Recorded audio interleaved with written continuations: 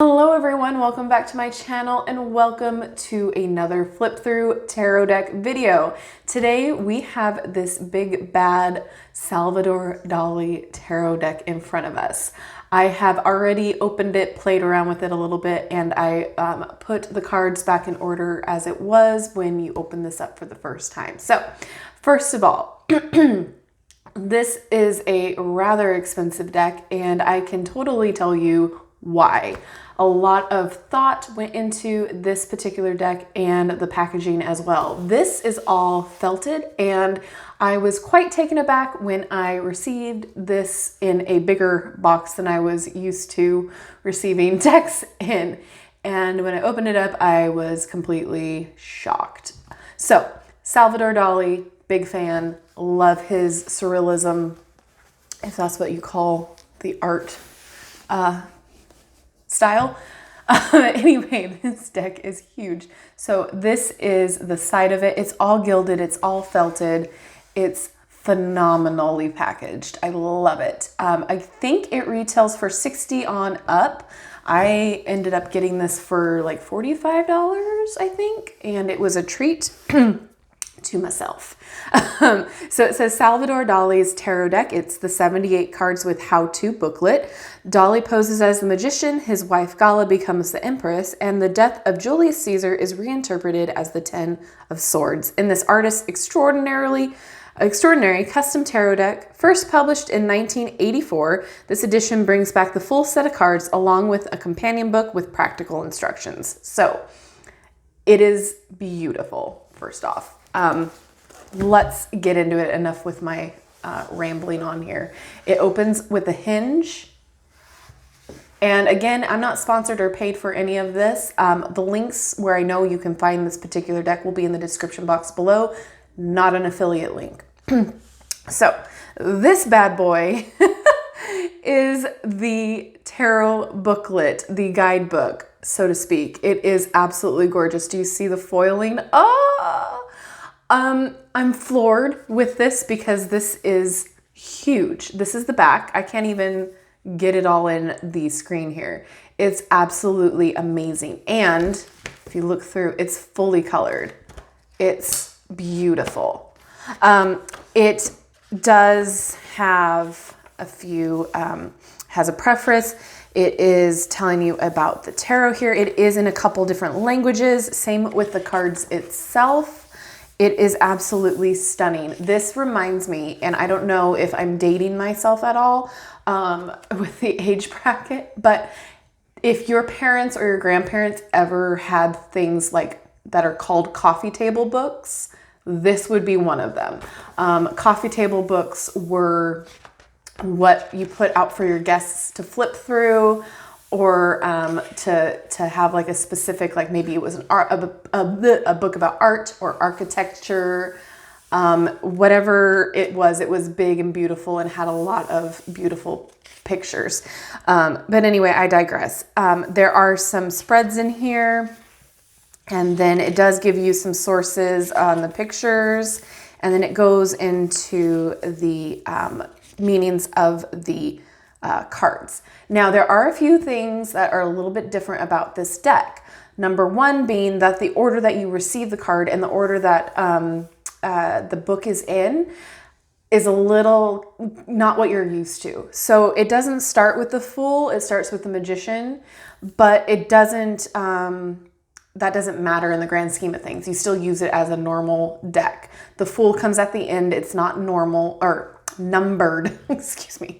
And the Justice card and the Strength card are switched. So Justice is number 8 in this deck and Strength is number 11. So again, it's not a big deal. It doesn't change the meanings of those specific cards.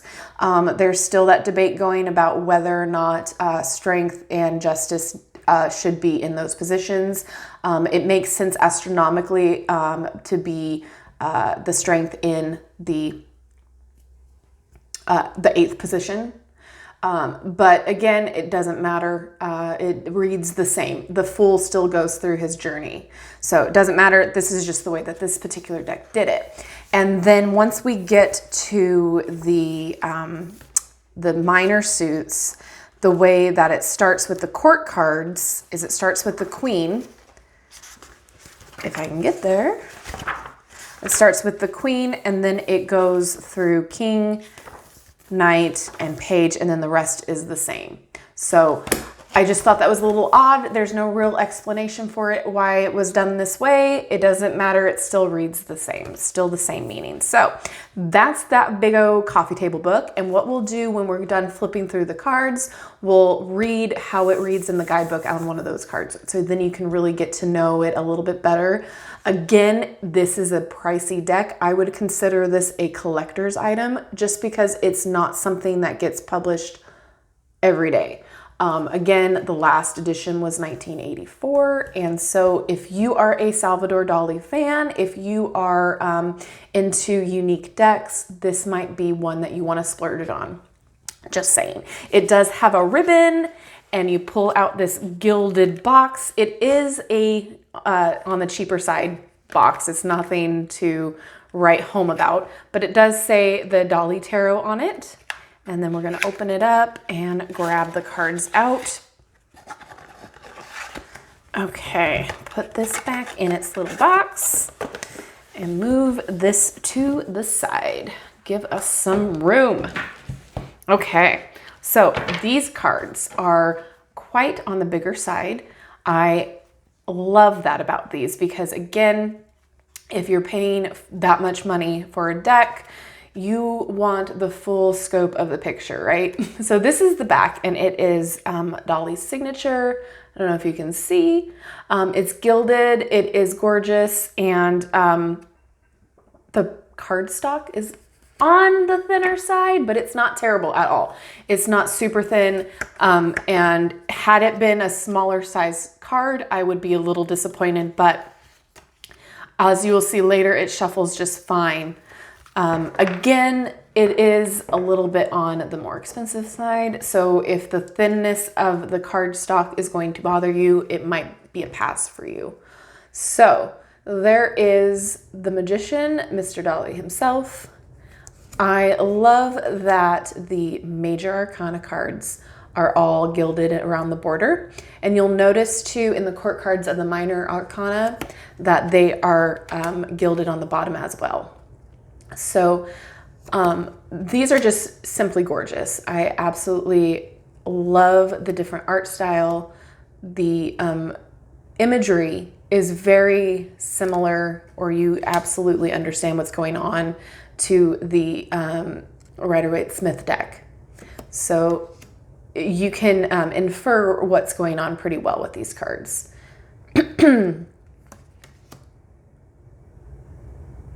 So as I said, Justice is the 8th card. And after that, everything's pretty much the same. So they feel really good in the hand. I'm kind of sad that they missed the opportunity to gild the edges. I think that would have taken it to the next level. But that's just my opinion. However, absolutely pleased. If you can buy it for cheaper, I always say get it on a sale, especially if you're unsure about whether or not you're going to like it. Sales are great. However, I feel bad for saying that just because, you know, you want to pay what the artist and the author is worth. But like I said, I'm digressing a little bit. I'm getting off topic, but the deck itself is beautiful. The packaging is stunning, and I was not expecting, I did not read the dimensions for this at all. I was just like, I want this, and I'm going to treat myself. All right, and there we come to the world, and then at the end of the world, you'll have the Fool. Again, he's not numbered since he in tarot is a 0. And then we're going into the Wands. And with the minor suit here, they are not labeled with a number. So if that's going to be an issue for you, I'm sorry. You're going to have to count each individual one. But it's absolutely stunning. I love them all. And it's just such a different deck. It's so different. And I had reviewed and unboxed the Prisma Visions Tarot. And that reminded me of Vincent van Gogh's artwork, very much the Impressionism kind of artwork. And now we're dealing with this different surrealism artwork as well. I just love it. It's just, I don't know. I love different kind of decks. And I feel like I want to use this all the time, but at the same time, I don't want to ruin it because you know, if you've watched my channel before, my edges of the cards get wrecked. So I want to keep this in a pristine condition, but it's just absolutely stunning. I played around with it yesterday and I received pretty accurate readings. They made sense. The guidebook is wonderful. It gives you like advice for the card that you're pulling. And I love the fact that it's in multiple languages as well. So that's fantastic for all of you that are multilingual. So anyway, I want to know what you guys think of this deck. I want to know if you think spending, let's just say retail $60 on it. I want to know if you think it's worth it. My heart aches spending over $30 on a tarot deck just because, you know, I don't want to call myself, I'll call myself frugal. I don't mind spending money, but at the same time, like $60, that's a lot, right? And, you know, if you're not going to use it every day or if you're not a fan, that could be, you know, it's considered a waste, right? So I want to know what you guys think. Is this worth it to you? Would you buy it? Do you connect to it? If you own it, is this something that you absolutely love? Is it your go-to deck or is it just a showpiece? Is it something that you have just because it's a collector's item? I'm on the fence of whether or not I just want to keep it pristine or if I want to use it all the time. I think what'll happen is I'll bring it out once in a while and just be very delicate with it because it is gorgeous. And if you're going to spend that amount of money, you want to use it, right? It's absolutely gorgeous. And if you are a fan of Mr. Dali, I totally recommend this deck. It's just fun. It's different. It's kind of more on the playful side. I feel like that's how it reads. It's more, more on the abstract kind of playful side. But you can totally get accurate readings with this. I enjoyed it. I enjoyed playing around with it.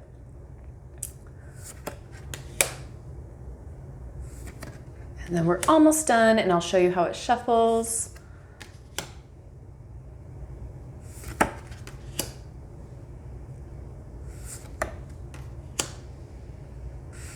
And that's it. All right, so let's shuffle this deck.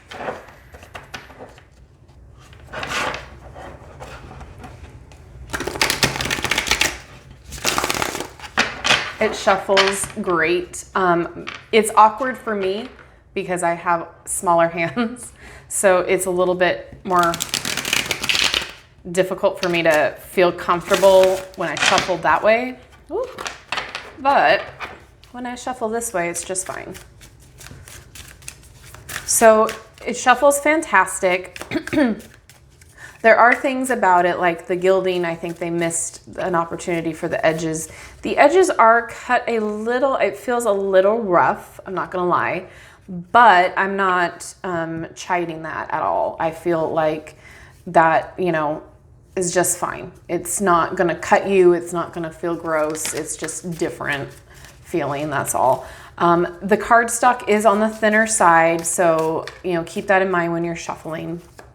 But all in all, I think the more, the money, you can see where the money went, right? Where the price tag came in. It's the packaging, it's being able to use his particular artwork, his name, that sort of a thing. This is pretty much, I'm going to call it a collector's item. This is something that is different and unique.